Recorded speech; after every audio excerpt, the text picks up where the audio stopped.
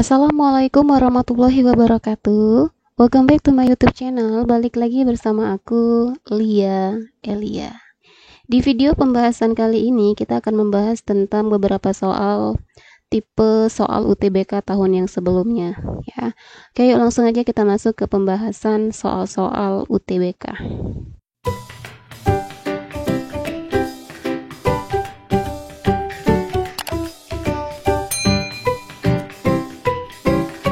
Soal nomor 1, kelarutan CaCl2 dalam air pada 0 derajat Celcius adalah sekitar 5,4 molar. Jika Kf 1,86, maka penurunan titik beku larutan CaCl2 0,54 molar adalah berapa? Oke. Untuk mencari penurunan titik beku, menggunakan rumus delta Tf sama dengan Kf dikali molalitas dikali dengan I ya. Nah, kenapa kita kali I? Karena di sini termasuk larutan elektrolit ya. CaCl2 termasuk garam.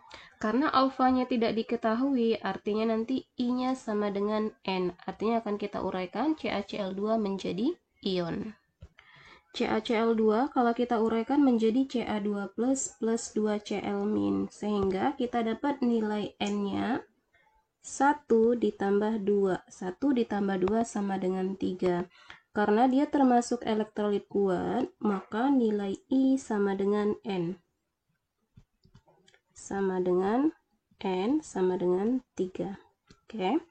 Kita masuk ke rumus delta Tf. Delta Tf sama dengan Kf dikali molalitas dikali I. Oke, semua datanya sudah ada di soal ya. Kf-nya 1,86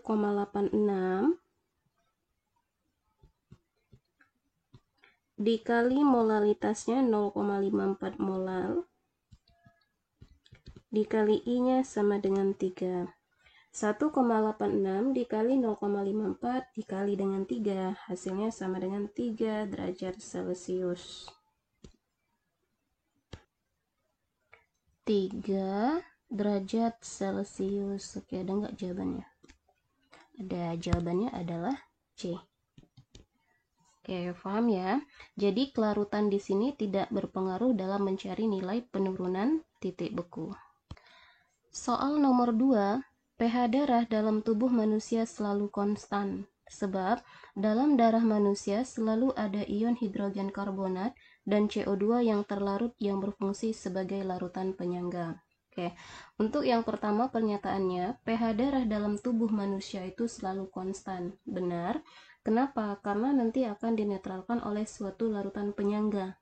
Ya, penyangga dalam darah kita nanti ada penyangga ion HCO3- dan CO2 yang berperan akan menangkap ion H+ atau OH- yang masuk ke dalam darah kita. Atau intinya yang akan menetralkan nilai pH. Oke. Jadi pernyataan yang pertama ini benar. Kemudian yang kedua, dalam darah manusia selalu ada ion hidrogen karbonat. Benar ya.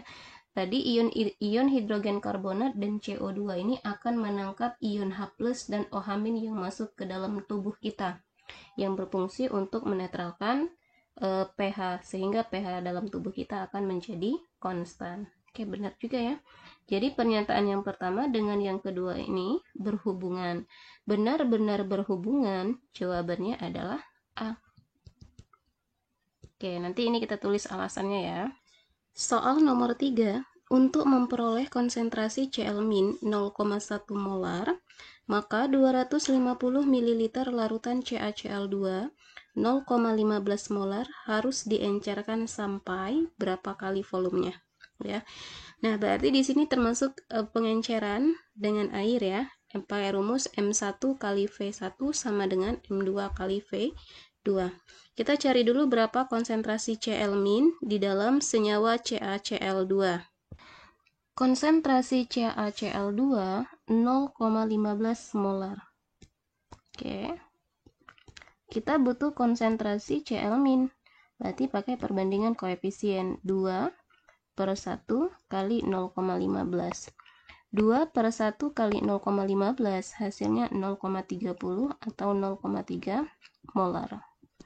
Baru masuk ke rumus pengenceran M1 kali V1 sama dengan M2 kali V2. Oke, M1 kita anggap 0,1 molar. 0,1 molar dikali V1 yang kita cari sama dengan M yang kedua 0,3 molar dikali V yang kedua 250. V1 sama dengan 0,3 dikali 250 sama dengan 75. Jadi 75 dibagi dengan 0,1. 0,1, jadi dapatlah volumenya sama dengan 750 ml. Oke, ada nggak jawabannya? B. Oke, bisa difahami ya. Larutan jenuh XOH 2 kali mempunyai pH sama dengan 9. Hasil kali kelarutan atau KSP dari XOH 2 kali. Oke, untuk mencari nilai KSP-nya, berarti kita harus mencari konsentrasi masing-masing ion dari XOH 2 kali. Ingat, jika diketahui pH sama dengan 9, pH sama dengan 9, rumus pH sama dengan 14 dikurang pOH, sehingga nanti kita dapatkan pOH-nya. Kita masuk ke rumus pH dulu ya. pH sama dengan 14 dikurang pOH. Sehingga pH-nya kan kita ganti nih 9. 14 dikurang pOH. Maka akan kita dapatkan pOH sama dengan 14 dikurang dengan 9. 14 kurang 9 hasilnya sama dengan 14 dikurang 9 hasilnya sama dengan 6. Oke ya. Jadi sama dengan 5. Jadi kita dapat nilai pOH-nya sama dengan 5. Kalau pOH-nya 5, maka akan kita dapatkan ion OH-. Konsentrasi OH-nya sama dengan 10 pangkat negatif 5. Oke, kita masuk ke reaksi senyawa kita XOH 2 kali, kita uraikan menjadi ion. Oke, XOH 2 kali kalau kita uraikan menjadi ion, jadi X2 plus 2 OH-. OH- tadi kita sudah dapat 10 pangkat negatif 5. 10 pangkat negatif 5. Nah, mencari konsentrasi X2 plusnya perbandingan koefisien 1/2 dikali 10 pangkat min 5. 1/2 0,5 ya. 0,5 bisa saya buat 5 kali 10 pangkat min 1 dikali 10 pangkat min 5. Jadi 5 kali 10 pangkat negatif 6. Sudah dapat masing-masing konsentrasi ion, masuk ke rumus KSP. Konsentrasi ion X2 plus dikali konsentrasi OH- kita pangkatkan 2 karena koefisien OH-nya 2. Konsentrasi ion X2 plus 5 kali 10 pangkat negatif 6. Kali 10 pangkat negatif 6 dikali 10 pangkat negatif 5 kita kuadratkan. Jadi hasilnya 5 kali 10 pangkat negatif 6 dikali 10 pangkat min 5 dikuadratkan min 10. Jadi hasilnya 5 kali 10 pangkat min 6 dikali 10 pangkat min 10. Jadi 5 kali 10 pangkat min 16. Oke, ada nggak jawabannya? Ya, jadi jawabannya adalah D. Kelarutan garam AgCl akan bertambah kecil dalam larutan. Jadi untuk mencari kelarutan yang akan bertambah kecil, carilah ion sejenis atau ion senama. AgCl kalau kita uraikan menjadi ion Ag+ dan Cl-. Sekarang kita cari senyawa dari pilihan 1, 2, 3, 4 yang mengandung ion Ag+ dan Cl-. Nomor 1, NaCl. Nomor 1, NaCl kalau kita uraikan menjadi ion Na plus Cl-. Ada nggak yang sama? Ada, Cl.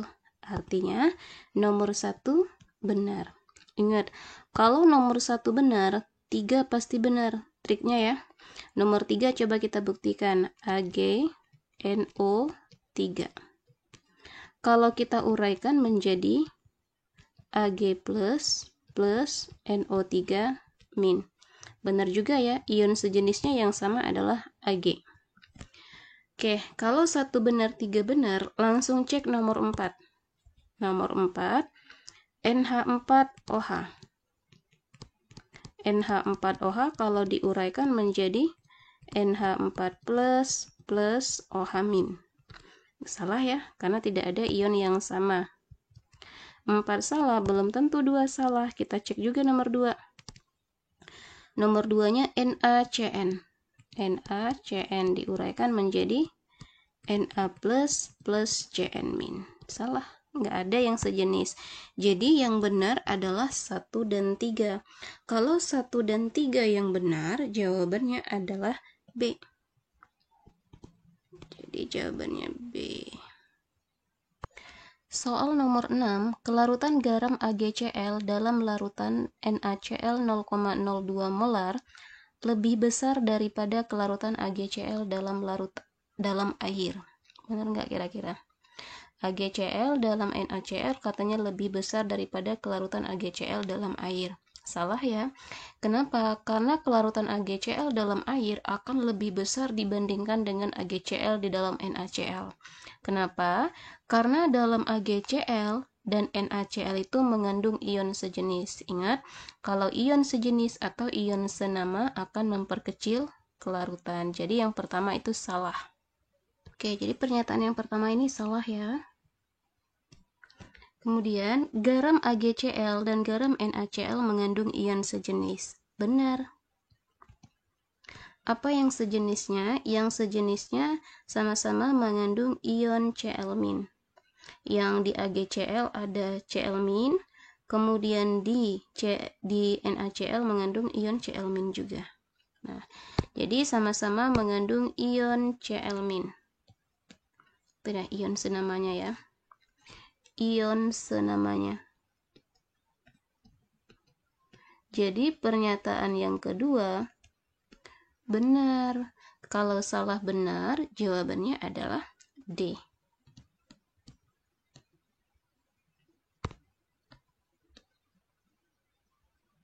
Oke, sekian video pembahasan tentang larutan part yang pertama. Semoga video pembahasan ini bisa difahami.